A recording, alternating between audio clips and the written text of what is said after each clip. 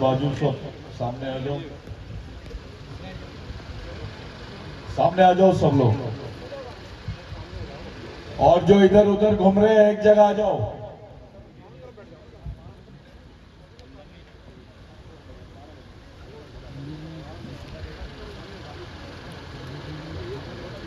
ये ऐसा मंच है, आप लोग भी आ जाइए सामने।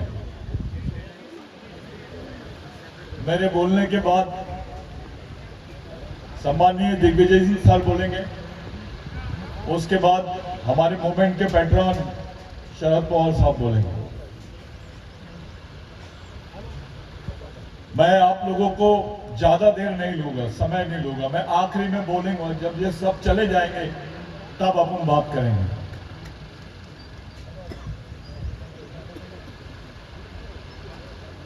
एक मेरा प्रश्न है, ये गवर्नमेंट ऑफ इंडिया का डिसीजन है जिसमें टाइगर कॉरिडोर बनाया गया है,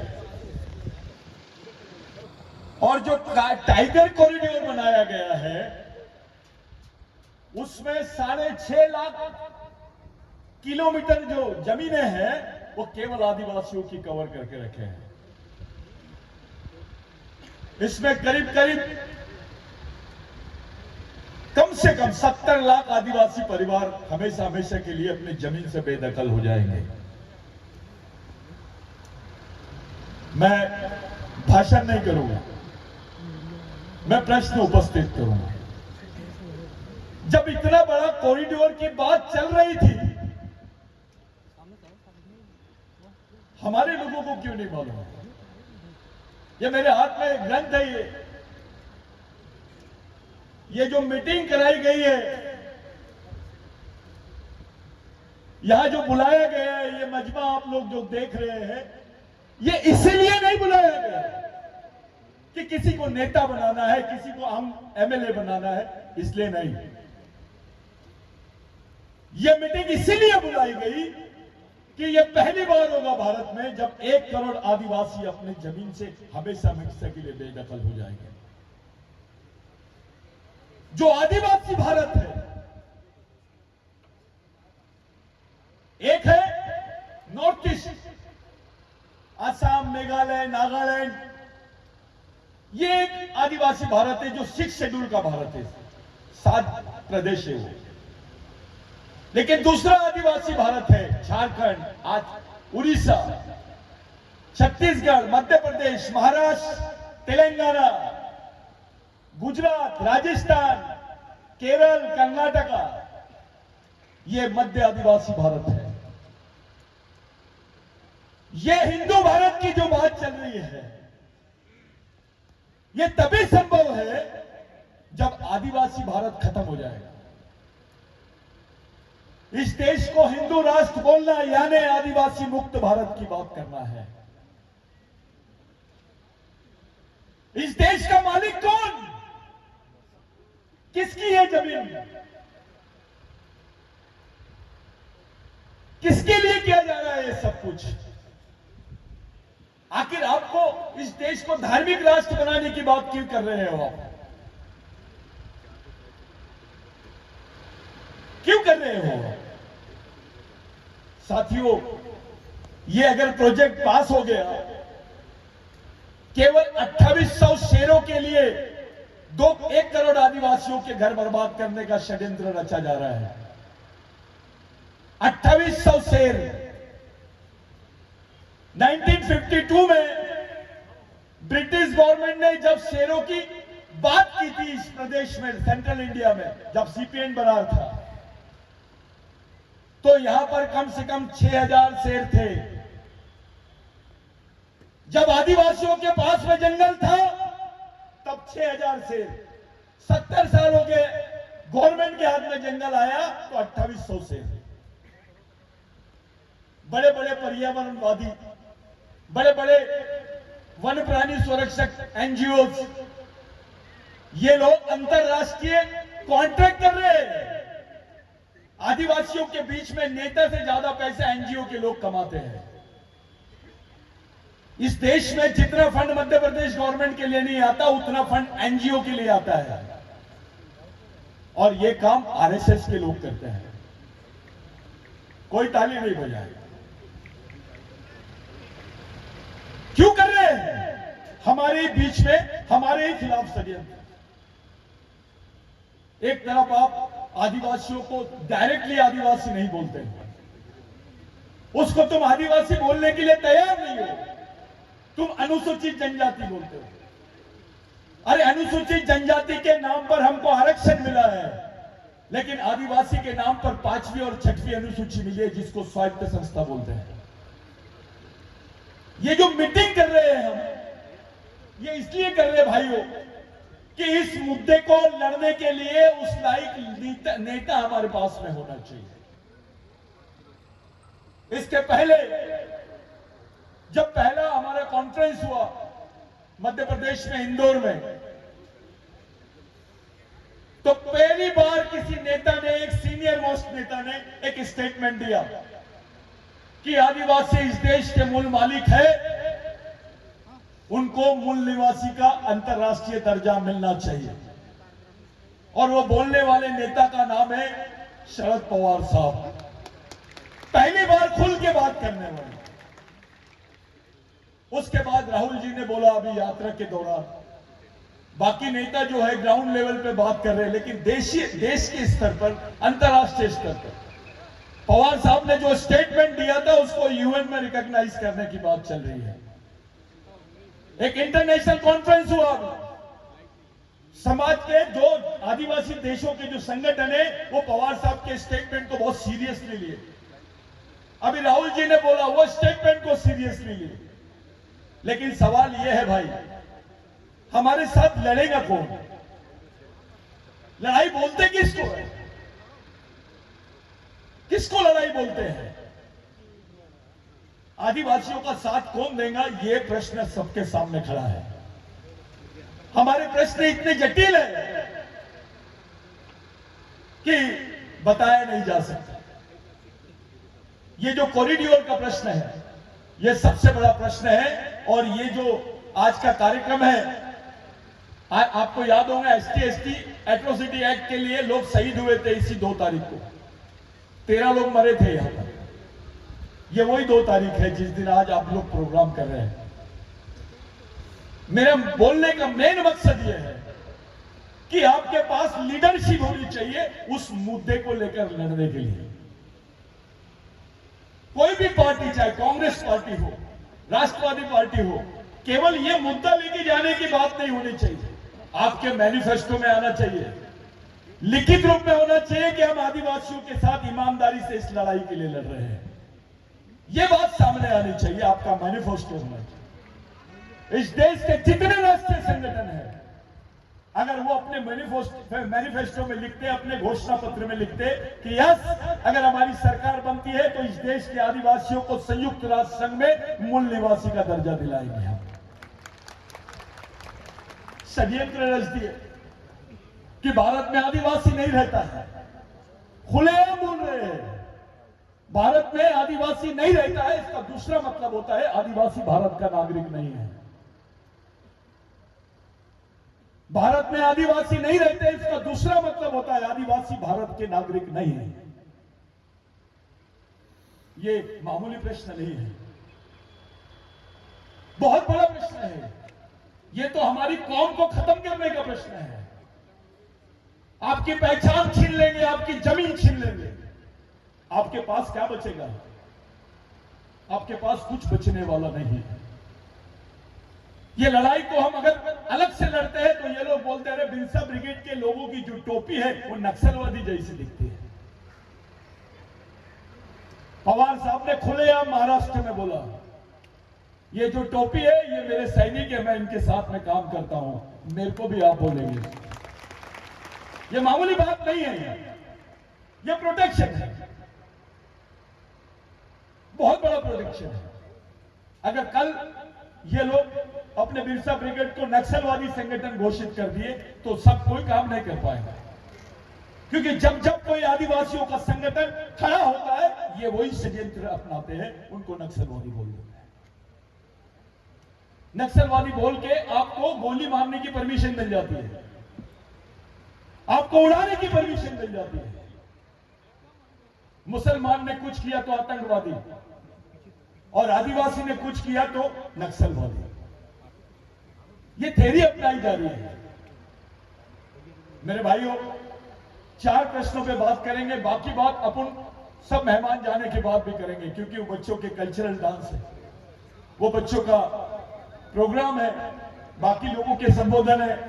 ऐसे कई नेता हैं यहाँ पर, हमारे सीनियर ठाकुर दादा, हमारे और बाकी लोग दादा है, हमारे खंडाते दादा है, बाकी लोग हैं जो सीनियर लोग हैं, ये लोग भी आपसे बात करने आए हैं। यहाँ पर डॉक्टर मारुस्कोले एमएलए है, बाकी हमारे बाकी लोग हैं जैसे प्रकाश गजबे जी, सलील देशमुख जी, ऐसे कई लोग हैं जिनको हम लोग फैसिलिटेट नहीं कर पाए। हमारे छत्तीसगढ़ के हमारे भाई आए हैं, अंसार भाई, थोड़ा खड़े हो जाइए आप, इनका जोरदार तालियों से आप लोग स्वागत कीजिए। हमारे बीच में डॉक्टर राय है, जिनकी नौकरी छीन ली है अभी, और उनको जेल भी कर दिए थे, जेल में रहे, उनके साथ कुछ आदिवासी बच्चे भी रहे। आप खड़े हो जाइए राय जी, इनका जोरदार तालियों से स्वागत करो। हमारे बीच में चंद्रकांत वासनिक जी है, जो नागपुर से आए, उनका जोरदार तालियों से स्वागत करो। ये लोग भी हमारे मेहमान हैं। ये जितने लोग यहां पर आए हैं, चाहे जैश के हमारे सैनिक हो या बाकी गोंडवाना स्टूडेंट यूनियन वाले लोग हो, या हमारे ओबीसी महासंघ के लोग आए हो, हमारे गोंडवाना पार्टी के लोग आए हो। कुछ लोगों ने मूवमेंट को ऐसा बदनाम करने की कोशिश की है कि गोंडवाना का मूवमेंट मिशन के लोग तोड़ रहे हैं। भैया, यही मिशन है जिसने शंकर शाह रघुनाथ शाह का नाम अंडमान निकोबार में लेके गए। यही मिशन है जिसने बाबूराव शर्मा के को यूनाइटेड नेशंस तक के पहुंचाया है। यही मिशन है जिसने राघोजी भांगरे का पूरे देश में नाम किया, विश्व नाम कर रहे हैं। यही मिशन है जिसने बिरसा मुंडा के विचारों को, टंटा भील के विचारों को वहां तक पहुंचाया है। और यही मिशन है, पहला मिशन है जिसने महात्मा फुले और डॉक्टर बाबा साहब अंबेडकर के विचारों को यूनाइटेड नेशंस ने ह्यूमन राइट्स कमीशन के साथ में जोड़ के बताया है कि भारत के ह्यूमन राइट्स कमीशन का जो आंदोलन था, जो मानव अधिकारों का आंदोलन था, उसके प्रणेता महात्मा ज्योतिबा फुले और डॉक्टर बाबा साहब अंबेडकर रहे। ये वो मिशन है। इसका उद्देश्य गोंडवाना के आंदोलन को तोड़ना नहीं है, गोंडवाना को जोड़ना है। इसको इस तरीके से जोड़ना है कि हमारे समाज को जिन लोगों ने बेवकूफ समझे, हमारे लोगों को कम दर बोलने वाले लोग समझते हैं, हमको कमजोर समझ रहे हैं। 32% पॉपुलेशन है हमारी, और बोला जा रहा है 22% है। 67% जमीन थी हमारी, बोला जा रहा है 26% है। अरे आदमी धर्मांतर हो गया होगा, आदमी ये प्रदेश से वो प्रदेश में चले गया होगा, मर गया होगा, जमीन कहां गई? आदमी भाग सकता है, जमीन भाग सकती है क्या? वो गायब कैसे हुई? किसकी जमीन पर लैंड बैंक की बात कर रहे हैं आप? किसकी जमीन पर डिसइन्वेस्टमेंट की बात कर रहे हैं आप? एफडीआई की जमीन, एफडीआई की बात किसकी जमीन पर कर रहे हैं? किसके पास जमीन है? प्रधानमंत्री जी के पास है, राष्ट्रपति के पास है। हमको बोला जाता है आपको तो राष्ट्रपति बना दिया हमने। राष्ट्रपति जी ने पिछले 6 महीने का आप स्टेटमेंट देखिए, आदिवासी दिवस पर भी आदिवासियों को आदिवासी नहीं बोल रही है, इतना डर गई है, क्योंकि एजेंडा है आपको वनवासी बोलने का। एक मूवमेंट है आपको वनवासी बनाने का। अरे वनवासी किसको बोलते हैं? शेर को बोलते हैं, सुअर को बोलते हैं, जंगल में आदिवासी रहता है उसको भी वनवासी। यानी मानववाचक संज्ञा नहीं देगी। हमारी पहचान, हमारी संस्कृति है, सबसे बड़ी चीज है हमारे लिए। आपके पास आरक्षण है क्योंकि आप आदिवासी, आपके पास जमीन है क्योंकि आप आदिवासी हो, आपके पास आज छोटे मोटे साधन है जिंदा रहने के, आप पढ़ रहे हो, थोड़ी नौकरी है क्योंकि आप आदिवासी। यहां तो आपकी पहचान ही खत्म करने की बात कर रहे हैं। ये आदिवासी प्रदेश है। अब ये गैर आदिवासी प्रदेश में इंक्लूड करने की थ्योरी शुरू हो गई है। बिरसा ब्रिगेड का जो स्थापना दिवस है, ये स्थापना दिवस आदिवासी अधिकारों के लिए समर्पित है। ये मंच खुला है, ऐसा कोई भेदभाव नहीं किया। हमने सभी संगठन के लोगों को बुलाया, हमने सभी भाइयों को बुलाया, क्योंकि हमारे पवार साहब का आदेश था कि भाई सब लोगों को बुलाओ, सबको लेके चलो। मेरे भाइयों, जो इशू हमारे हैं, जो मुद्दे आदिवासियों के हैं, भारत में किसी समाज के नहीं है, किसी वर्ग के नहीं है। केवल आदिवासियों के राष्ट्रीय मुद्दे नहीं, अंतरराष्ट्रीय मुद्दे भी है।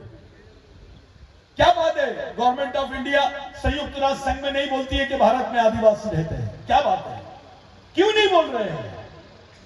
कभी आप सोचो, अरे आपके आने वाले बच्चों की पहचान ही खत्म करने के षड्यंत्र चल रहा है। ये पहचान की बात है। आप लोग, मेरे लिए ये बड़ी अच्छी बात है कि ये पंचायत हो रही है अपने लोगों की, एक सामाजिक पंचायत हो रही है। हम बैठे हैं, हम अपने प्रश्नों पे सुनना चाहते हैं कि भाई क्या करना चाहिए, कैसे करना चाहिए, किस लिए करना चाहिए। पॉलिटिकल बात नहीं होनी चाहिए। पॉलिटिकल तो ऊपरी बात होती है, अंदर से होना चाहिए। वो बात सीधी सीधी दिमाग में जानी चाहिए। लोगों को पता चलना चाहिए कि नहीं, हमको ये रास्ता अपनाना है, वो रास्ता अपनाना है। इसलिए भाई सभी पार्टी के लोगों को हमने बुलाया, विशेष करके हमारे बीच में इस राज्य के पूर्व मुख्यमंत्री दिग्विजय सिंह साहब हैं। हमने कमलनाथ जी को भी बुलाया था, हेमंत सोरेन जी को भी बुलाया था, और इस देश के वरिष्ठ वकील कपिल सिब्बल साहब को भी हमने बुलाया था, क्योंकि उनसे हमारी चर्चा हुई और वो चर्चा पर हम सहमति बनाए। उनको भी हमने आमंत्रित किया था, उनका उत्तराखंड में प्रोग्राम होने की वजह से वो नहीं आए। ऐसे लोगों को बुलाने की इसलिए जरूरत है कि हमारे प्रश्न बहुत अलग है। कोई खुल के बात नहीं करता है, कोई खुल के ये माहौल को, इस माहौल में इस मूवमेंट को चलाने की कोई बात नहीं कर रहा है। सामाजिक प्रश्नों में छूने की भी बात नहीं करता है। केवल ऊपरी ऊपरी बात करके, टॉक करके लोगों को अपने साथ करना, ये मूवमेंट नहीं है। ये मूवमेंट इसलिए स्थापित किया गया है कि समाज को बचाया जा सके। ये मूवमेंट इसलिए स्थापित किया गया है कि राजा का बेटा राजा नहीं और नेता का बेटा नेता नहीं, समाज के गरीब आदमी का भी बच्चा समाज का नेतृत्व करना चाहिए। ये मूवमेंट है। जिन लोगों को हमने याद किया, दुर्गा मां स्कूले मां साहब, हमारे भाई, हमारी जो छोटी सी बच्ची है, मैं उनके फादर को यहां देखा नहीं, उनके पिताजी शायद यहां पर है, वो गुजर गई है। वो कैडर थी मूवमेंट की। हमारे फिरोज भाई मूवमेंट के कैडर थे। ऐसे लोग यहां पर नहीं है हमारे बीच में, उनका देहांत हो गया। हमारे सेनानी दादा का देहांत हो गया। ऐसे लोग हमारे बीच में नहीं है, मैं उनको भी याद करता हूं। और ऐसे लोग भी हमारे बीच में हैं जो कभी स्टेज पे आते नहीं है, नीचे ही बैठते हैं और किसी को दिखते नहीं और ईमानदारी से काम करते हैं। चाहे वो आईएएस अधिकारी हो, आईपीएस हो, या क्लास 1 कैडर का अधिकारी हो, क्लास 2 कैडर का अधिकारी हो, उनके लिए ऐसे जो लोग पर्दे के पीछे इस मिशन को चला रहे, जोरदार तालियां उन लोगों के लिए होना चाहिए। यह पहली बार है पूरे देश में जब आदिवासियों में मिशन नाम की चीज चल रही है। लोगों को समझता ही नहीं था। मैं पहले मिशन बोलता था तो लोग बोलते रहे क्रिश्चियन वाला काम दिख रहा है। ये हालत थे आदिवासी। ये क्रिश्चियन तो नहीं बन रहे, मिशन बोलता है सतीश पन्ना। मिशन का मतलब ये है, वो जो फोटो आप लोग देख रहे हैं, इन लोगों ने मिशन चलाई है, उस वजह से हम लोग यहां हैं। आप लोग समाज के सच्चे सैनिक हो, आप लोग मिशन को चलाने वाले लोग हो। ऐसा जरूरी नहीं है कि आप इधर बैठे हैं और मैं बात कर रहा हूं तो मैं सर्वोच्च, गलत। आप लोग, इन सबसे महत्वपूर्ण भूमिका आप लोगों की है। यहां बैठे हुए जितने लोग हैं सर, ये कार्यक्रम की खासियत आपको बताना चाहता हूं और अपनी बात खत्म करना चाहता हूं। जब ये प्रोग्राम हमने तय किया, किसी नेता वेता से पैसे मांगने नहीं गए। हमने शुरुआत किया, एक मुट्ठी चावल और 10 रुपए, एक ट्रक चावल लाए हमने। वो इधर उधर का चावल था, उसको बनाए, उसको ले जाके मार्केट में बेचे, दूसरा चावल खरीद के ले आए और काम चालू है।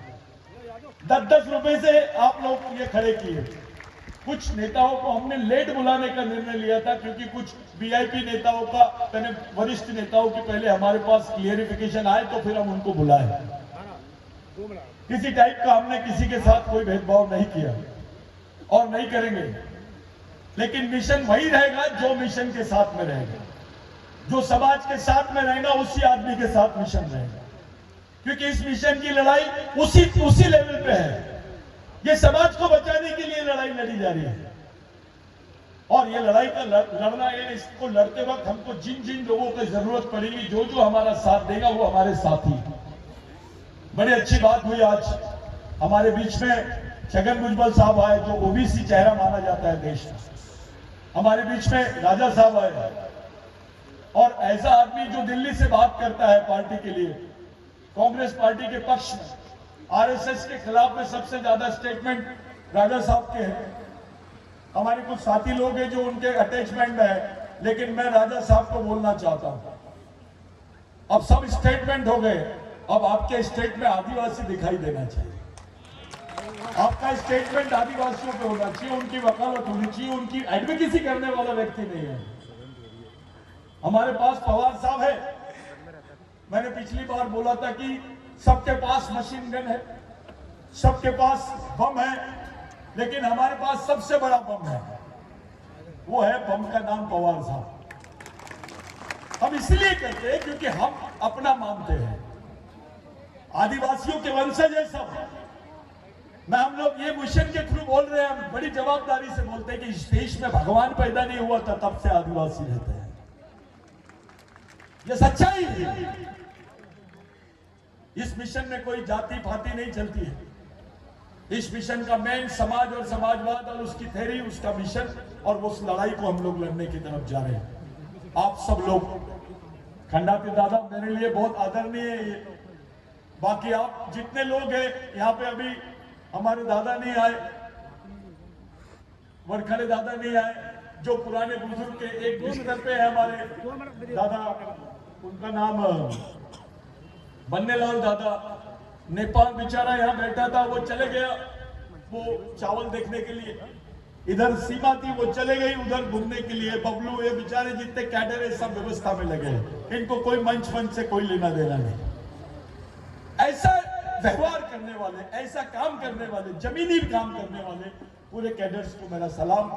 आप सब लोग जितने लोग यहाँ बैठे हैं, पूरी जवाबदारी के साथ तीन बातें मैं पूरे महत्वपूर्ण इन सब नेताओं के सामने रखता हूं कि आप आदिवासियों के सामाजिक अस्तित्व को बचाने के लिए क्या प्रोग्राम रखना चाहते हैं। जो हमला कांग्रेस में नहीं हो रहा है, सबसे ज्यादा आरएसएस आदिवासियों पे हमला कर रही है, मुस्लिम भाइयों पे भी उतना नहीं कर रहा है। मुस्लिम भाइयों के आड़ में आरएसएस आदिवासियों को ही टारगेट कर रही है, ओबीसी भाइयों को भी टारगेट कर रही है, लेकिन सबसे ज्यादा इसका विक्टिम आदिवासी है। आपके पास उसके लिए क्या प्रोग्राम है?